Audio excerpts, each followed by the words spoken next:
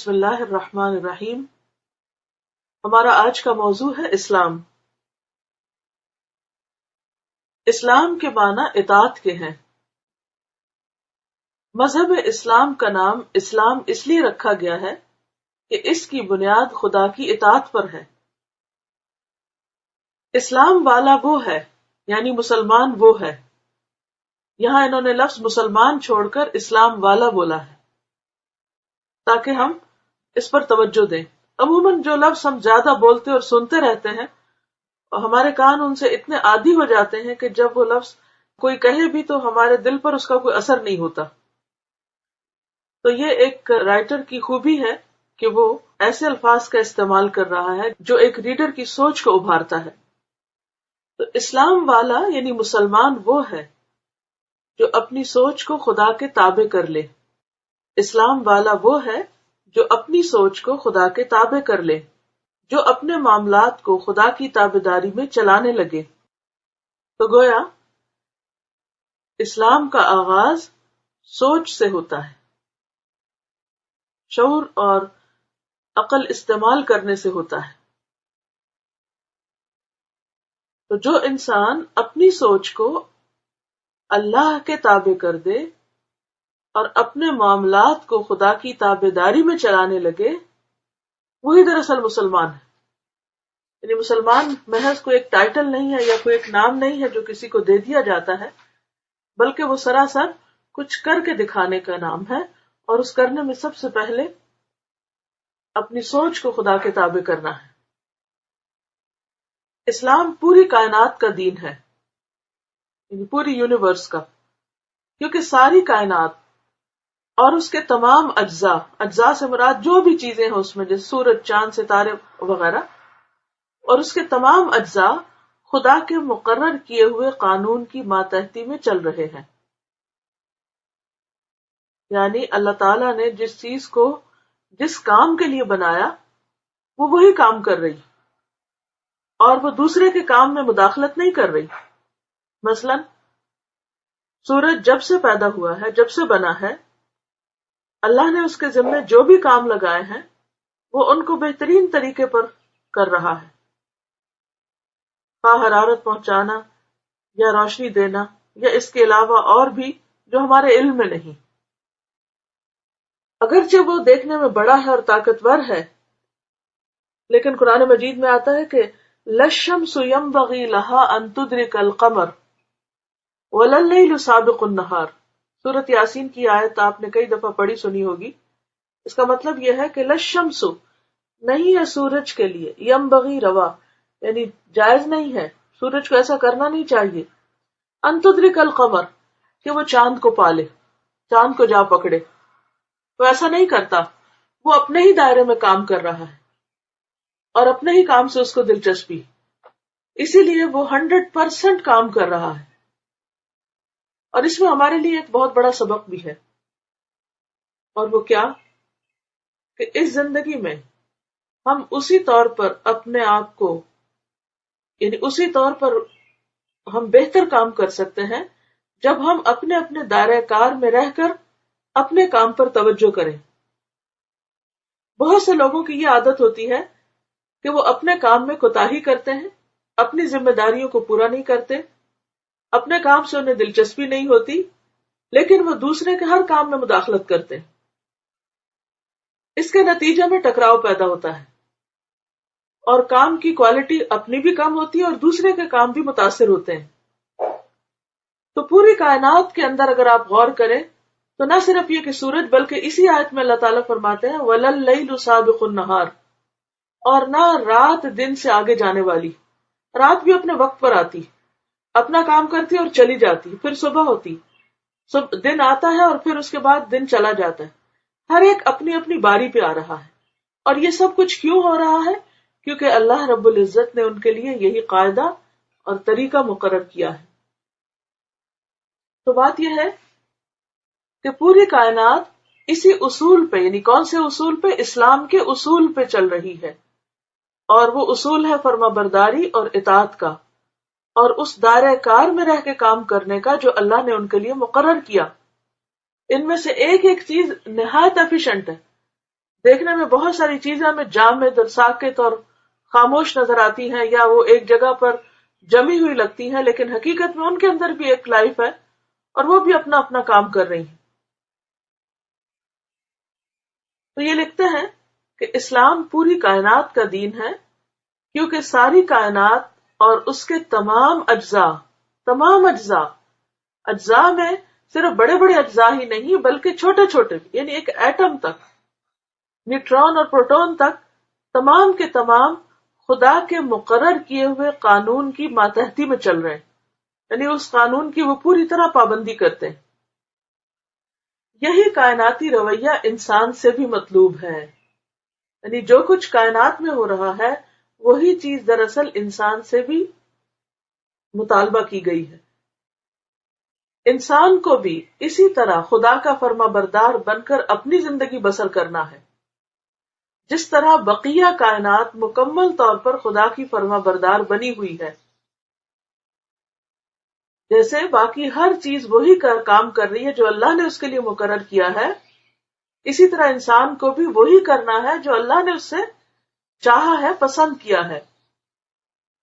فرق صرف یہ ہے، یعنی دونوں میں، باقی کائنات اور انسان میں، کہ کائنات مجبورانہ طور پر خدا کی پابندی کر رہی ہے، یعنی اس کے پاس اپنی کوئی مرضی نہیں، کوئی آزادی نہیں، چوائس نہیں. اور انسان سے یہ مطلوب ہے کہ وہ آزادانہ طور پر اپنے آپ کو خدا کے حکموں کا پابند بنا لے.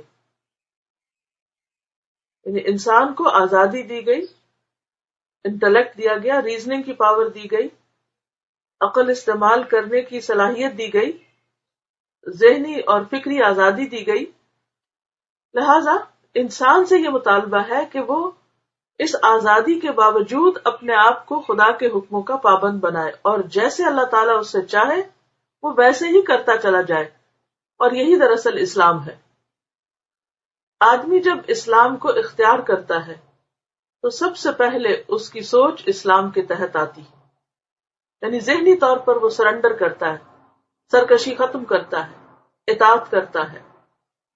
اس کے بعد اس کی خواہش یعنی ڈیزائرز، اس کی آرزویں اور تمنائیں، اس کے جذبات یعنی ایموشنز، اس کی دلچسپیاں یعنی اس کی ایکٹیویٹیز، اس کے تعلقات یعنی ریلیشن شپس، اس کی محبت اور نفرت یعنی لو اینڈ ہیٹ، سب خدا کی اطاعت کے رنگ میں رنگ جاتے ہیں.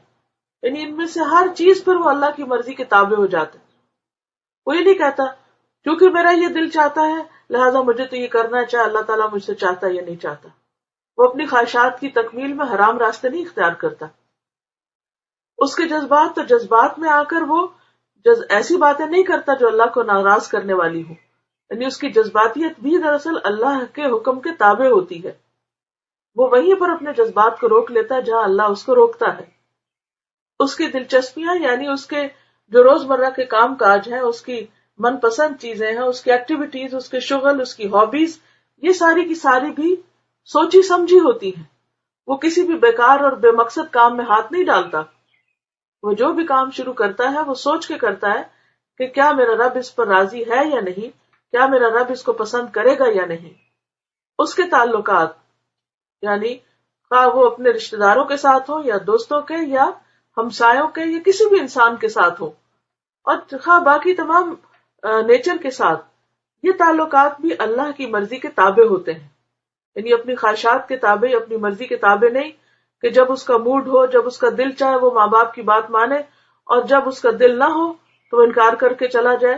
یا اسی طرح ہسبینڈ اینڈ وائف بھی آپس میں ریلیشن شپ ایسا نہ ہو کہ اگر خوش ہیں تو ایک دوسرے کے حقوق پورے کریں، اور اگر خوش نہیں تو پھر چاہے اللہ کی طرف سے کوئی حکم ہو تو اس کی پابندی نہ کریں.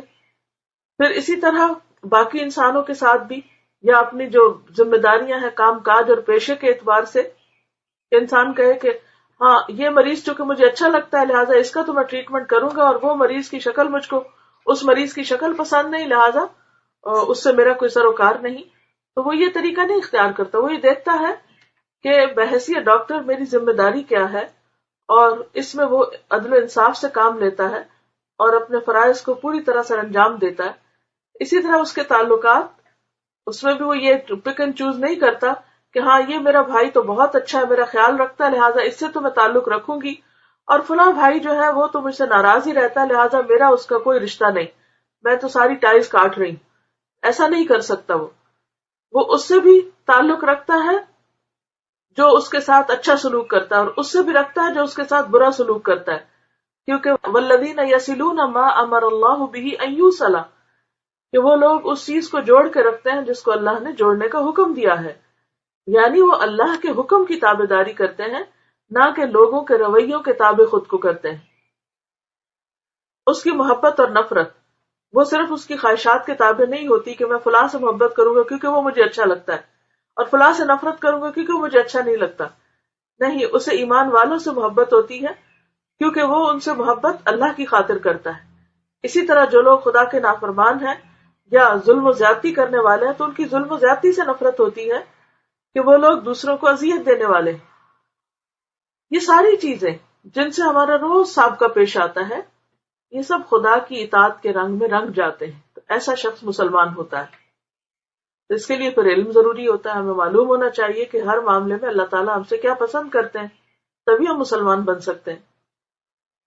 پھر لکھتے ہیں کہ پھر آدمی کی روزمرہ کی زندگی خدا کی ماتحتی میں آنے لگتی ہے، یعنی وہ سبمٹ کر لیتا ہے اپنے آپ کو، اللہ کے تابع کر لیتا ہے.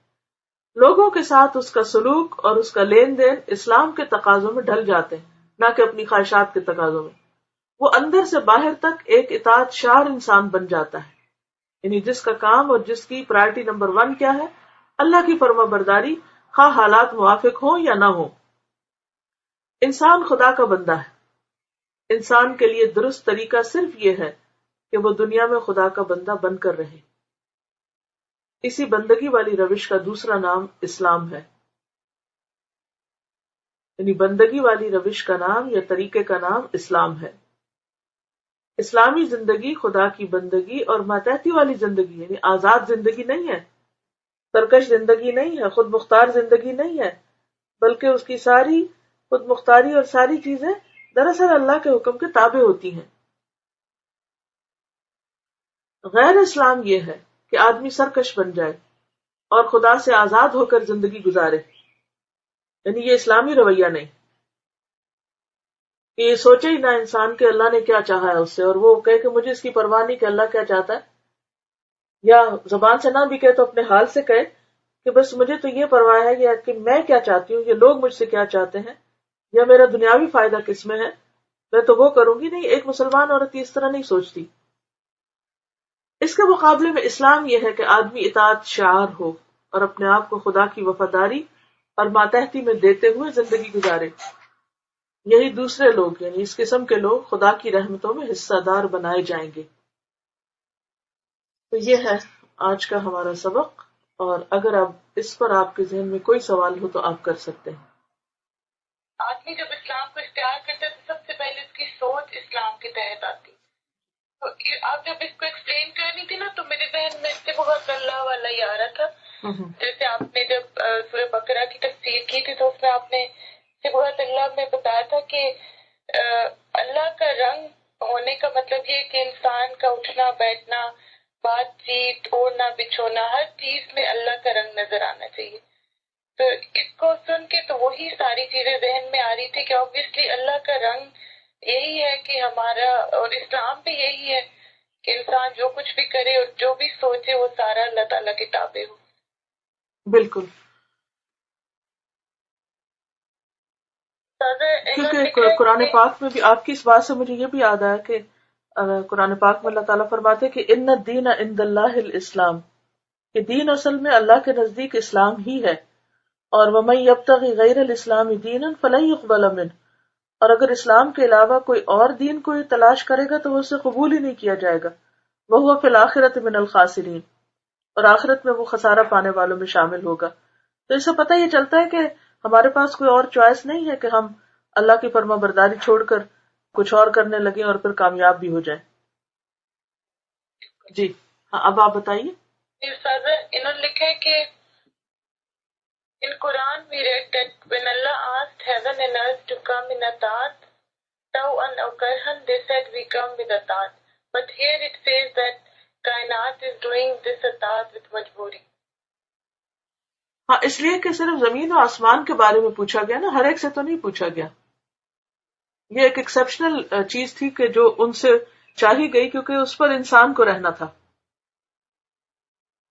یعنی زمین پر خاص طور پر انسان کو رہنا تھا، اور زمین کو اللہ نے انسان کے لیے بنایا اور آسمان کی چھت بنائی. اور اگر یہ دونوں چیزیں جن پر انسان کی زندگی کا دار و مدار ہے، اگر یہ اپنی مرضی کرنے لگتی تو پھر اس صورت میں انسان کے لیے رہنا کتنا مشکل ہوتا. اسی لیے پہلے ہی سپارے میں اللہ تعالیٰ جہاں حکم دیتے ہیں کہ لوگوں عبادت کرو اپنے رب کی، تو وہاں ان دونوں نعمتوں کا خاص طور پر ذکر کیا جاتا ہے کہ جس نے زمین کو فرش بنایا اور آسمان کو چھت بنایا. یہ دراصل انسان کو آنر دینے کے لیے، لیکن یہ نہیں پتہ چلتا کہ باقی تمام چیزیں جو ہیں ان سے بھی پوچھا گیا.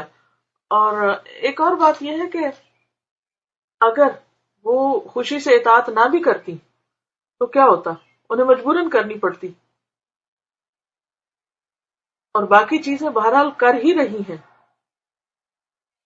اور ان کی خوشی سے کرنے کا مطلب یہ ہے کہ وہ بہرحال اپنے آپ کو اللہ کی پوری تابعداری اور پابندی میں دیے ہوئے ہیں. انہوں نے ایک دفعہ یہ کہہ کہ ہم اطاعت کریں گے، اس کے بعد انسانوں جیسا رویہ اختیار نہیں کیا کہ وہ کہیں کچھ اور کریں کچھ. جو انہوں نے کہا وہ کر بھی رہے ہیں. یہ انہوں نے بہت اچھا ایک کمنٹ لکھا ہے کہ I like this point that اسلام کا آغاز سوچ سے ہوتا ہے، یعنی اگر ہم اپنی سوچ اور عقل کو اللہ کے تابع نہیں کرتے تو ہم شعوری مسلمان نہیں ہیں. بالکل صحیح سمجھا انہوں نے. اور ایک اور اسٹوڈنٹ نے اسی بات پہ کمنٹ کیا کہ ہماری سوچ میں بھی اللہ کی اطاعت ہونی چاہیے؟ کیا ہماری سوچ کا بھی حساب ہوگا؟ جی بالکل ہوگا، کیونکہ اگر سوچ میں اللہ کی اطاعت نہیں ہے اور اندر ایک نان ایکسپٹنس کا رویہ ہے، تو پھر اگر آپ صرف ظاہری طور پر کر بھی رہے ہیں اور اندر آپ کے اعتراض ہے اور ایک ناراضگی ہے اللہ سے، تو وہ تو قابل قبول نہیں. زمین آسمان اگر خوشی سے کریں تو ہمیں بھی خوشی سے ہی کرنا چاہیے. دادا یہ اچھا کمنٹ لکھا ہے کہ we are living in the age of depression even though when we think we submitted ourselves to Allah subhanahu wa ta'ala, but still we are living with our desires. What is required is learn the lesson from Ayat Konya and surrender with our heart and soul. Only then we can avoid depression and stress. ہاں جی، وہ تو انسان کو یہ بات نہیں ہے درست کہ صرف یہ ایج ہے ڈپریشن کی. وہ تو اللہ تعالیٰ نے ڈے 1 سے ہی جب انسان کو دنیا میں بھیجا تھا تو ساتھ ہی کہہ دیا تھا فَمَنِ اتَّبَعَ هُدَايَ فَلَا خَوْفٌ عَلَيْهِمْ وَلَا هُمْ يَحْزَنُونَ. کہ جو میری ہدایت کی پیروی کرے گا، جو تابعداری کرے گا، اس کے لیے کوئی خوف اور غم نہ ہوگا. انہوں نے سوال کیا کہ قرآن کا جو لیسن تھا اس میں سے ایک ان کو کوشچن ہے کہ کچھ لوگ ہیں جو قرآن پڑھتے ہیں لیکن ان کی عقائد نہیں بدلتے، بلکہ یہ کہ وہ اور چیزیں ڈھونڈتے رہتے ہیں. اس جملے کو ہم کس طرح سے ایکسپلین کریں؟ یعنی قرآن تو پڑھتے ہیں لیکن دل جیسے نہیں بدلتے. پھر بھی ہمارا کام ہے پڑھاتے جانا، دل بدلنا تو اللہ کا کام ہے. قرآن پاک میں اللہ تعالیٰ فرماتے ہیں کہ اِنَّكَ لَا تَهْدِي مَنْ أَحْبَبْتَ. آپ ہدایت نہیں دے سکتے جس کو آپ چاہیں، تو اللہ ہی ہدایت دیتا ہے جس کو چاہتا ہے. اب یہ ہے کہ ایسی صورت میں انسان کسی کو بھی یہ سوچ کے بتانا یا سکھانا نہ چھوڑ دے کہ وہ بدل نہیں رہا، اپنا کام کرتے جائیں. والدین کے ساتھ اچھا سلوک نہیں کر رہے، اس کو امپورٹنس نہ دیں تو کس طرح پہ ڈیل کرنا چاہیے؟ یعنی سمجھانے کا طریقہ کیا ہوا ایسے لوگوں کو؟ تو سر میرے تو خیال ہے جیسے بکلیٹ بھی ہے والدین ہماری جنت، اور اسی طرح آپ کا ایک لیکچر بھی ہے والدین ہماری جنت، تو میرے خیال میں وہ چیزیں دل تو اللہ ہی بدل سکتا ہے. بالکل، یعنی انسان جتنا سمجھا سکتا سمجھا دے اور باقی اللہ پہ بھروسہ کرے. آج نہیں تو کل دل کھل جائے گا. صبر سے کام لے. لکھا کہ do non-believers also do tasbih as everything doing tasbih of Allah. ان کا جسم کر رہا ہوگا، ان کا شعور اور ان کی جو اپنی چوائس کے ساتھ نہیں وہ کر رہے. جو ہمارے ہاتھ پاؤں ہیں سب کچھ یہ اللہ کی تسبیح کرتے رہتے ہیں اگر ہم نہ بھی کریں، لیکن ان کی تسبیح سے ہمیں کوئی فائدہ نہیں ہوگا. اصل فائدہ اس وقت ہے جب ہم اپنی سوچ کے ساتھ اور اپنی مرضی کے ساتھ کریں گے، کیونکہ اصل چیز ہے ہماری مرضی کہ ہم کیا چاہتے ہیں اور ہم کیا کر رہے ہیں. لکھ لکھا ہے کہ اتنے سالوں سے ہم اسلام کو فالو کر رہے تھے لیکن آج کا لیکچر سن کے we feel so privileged to be part of Islam. الحمدللہ. اور ہمیں یہ بھی سوچنا چاہیے کہ جس رب نے ہمیں بنایا ہے اور جس نے یہ ساری چیزیں بنائی ہیں ان کو اسی کی خوشی میں استعمال کریں. ہم اسی میں کامیابی ہے. عقل کا تقاضا بھی یہی ہے کہ ہمارے دل، دماغ، زبان، ہاتھ، پاؤں سب اللہ نے بنایا. ہم میں سے خود کسی نے کچھ نہیں بنایا. تو اگر اس نے بنایا ہے تو پھر اسی کا حق ہے نا کہ سب سے زیادہ اس کی مرضی کے مطابق ان چیزوں کو استعمال کیا جائے. کیونکہ اگر ہم کوئی چیز بنائیں، مثلا آپ نے اپنا گھر بنایا اور آپ ہی کو اس میں رہنے نہ دیا جائے یا آپ کی مرضی کے مطابق اسے نہ چلنے دیا جائے تو پھر آپ دیکھیں گے کہ آپ کیا محسوس کریں گے. مثلا گھر آپ کا ہو اور آپ اپنی مرضی سے کوئی چیز وہاں نہ رکھ سکیں نہ اٹھا سکیں تو یہ ظلم اور زیادتی ہوگی نا. تو اسی طرح اللہ تعالی نے ہمارے لیے ہر چیز بنائی اور پھر ان سب چیزوں کو اللہ ہی کی مرضی کے مطابق نہ چلایا جائے. کس قدر ظلم اور زیادتی کی بات ہے. استاذہ کچھ اسٹوڈنٹس لکھا ہے کہ I used to do tit for tat but now I have changed because now I know we have to obey Allah, not our heart, and Allah will ask us what we had done, not others, what others are doing. الحمدللہ. اللہ تعالیٰ اور برکت ڈالے آپ کی سوچ اور اس عمل میں. استاذہ انہوں نے لکھا ہے کہ استاذہ ماشاء اللہ after listening to your lectures my life has changed a lot. I started doing sabr in everything. الحمدللہ. کیونکہ صبر ہی کے ساتھ کامیابی ہے. کیونکہ آج میں صبح حضرت یونس علیہ السلام کے بارے میں سن رہی تھی کسی کا لیکچر کہ جب اللہ تعالیٰ نے ان کی قوم کے خلاف فیصلہ بھی کر دیا کہ 3 دن کے بعد عذاب آ جائے گا تو یونس علیہ السلام گھبرا کے آخری مومنٹ پہ چھوڑ کے چلے گئے. اب بعد میں جب قوم نے عذاب آتے دیکھا تو فوراً توبہ کرنے لگے اور سوچنے لگے اور پلٹ آئے. تو اگر یونس علیہ السلام صبر کرتے اور وہاں موجود ہوتے تو وہ اپنی قوم کے پلٹنے کو دیکھ کر کتنے خوش ہوتے اور کامیابی کتنی قریب تھی. لیکن کیا ہوا یہ کہ وہ چلے گئے اور پھر وہ جب کشتی میں سوار ہو کر کہیں جانے لگے تو آپ سب کو اس اگلی کہانی کا پتہ ہے کہ بہرحال پھر وہ کشتی ڈوبنے لگی اور پھر قرہ اندازی ہوئی اور ان کا نام نکلا اور ان کو سمندر میں پھینکا گیا اور مچھلی کے پیٹ میں چلے گئے اور وہ مچھلی اندھیروں میں نیچے سمندر کی تہہ میں کے قریب چلی گئی. تو یہ سارا وقت ان کے لیے کس قدر آزمائش کا وقت بن گیا. تو بعض اوقات ہم بھی ایسا ہی رویہ اختیار کرتے ہیں کہ بے صبرے ہو کر ایسے رویے اختیار کر لیتے ہیں جو کہ الٹیمیٹلی ہمارے لیے اچھے نہیں ہوتے. تو یہ بھی ہمیں یاد رکھنا چاہیے کہ شیطان سب سے بڑا حملہ اس وقت کرتا ہے جب بالکل ہم کامیابی کے قریب ہوتے ہیں. تو بعض اوقات بنے بنائے کھیل کو بگاڑ دیتا ہے. تو صبر جو ہے نا وہ آخری مرحلے تک بہت ضروری ہے. اگر ہم ساری زندگی بھی صبر کرتے رہے ہیں اور آخر میں آ کر ہم بے صبری کر جائیں تو سب کیے دھرے پہ پانی پھینک دیں گے. تو یہ صرف ایک دن کی یا ایک مہینے یا ایک دفعہ قرآن پڑھنے کی یا ایک چند دنوں کی بات نہیں ہے. اس کو ہمیشہ کے لیے مینٹین رکھنا بھی ضروری ہے اور یہ اللہ ہی کی مدد کے ساتھ ہو سکتا ہے. اس لیے انسان اپنے نفس کے شر سے اپنے آپ کو اللہ کی پناہ میں دیتا رہے اور کبھی اپنے آپ کو یہ نہ سمجھے کہ میں بہت قابل ہوں اور میں سب کچھ کر سکتا ہوں. چلیے آج